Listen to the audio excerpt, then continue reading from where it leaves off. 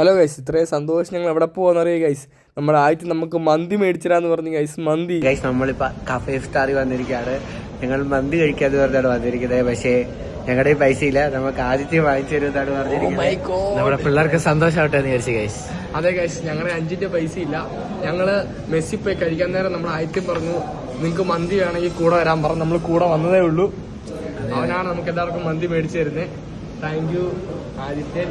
അതെ ഗൈസ്, അതുപോലെ നമുക്ക് ആദ്യത്തെ മന്തി മേടിച്ച് തന്നിട്ടുണ്ട് ഗൈസ്. എന്തോ പറ്റിയെന്ന് അറിയത്തില്ല അവൻ. നമുക്ക് എന്തായാലും മന്തി കിട്ടിയാൽ മതി.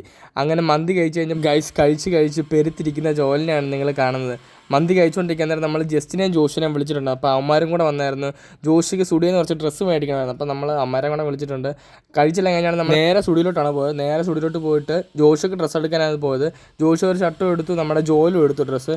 അതെല്ലാം കഴിഞ്ഞ് നമ്മൾ നേരെ തിരിച്ച് ഹോസ്റ്റലിലോട്ട് പോവാണ്. അപ്പോൾ നമ്മൾ കൊത്തനൂരിൽ നിന്ന് ബസ് കയറി നമ്മൾ നേരെ കോളേജിലോട്ട് പോവാണ്. അതിനിടയ്ക്ക് ജോഷിയോടെ പറയുന്നുണ്ട് കരിക്കുന്ന പൈസ എല്ലാം തീർന്നു. പൈസ എല്ലാം തീർന്നു.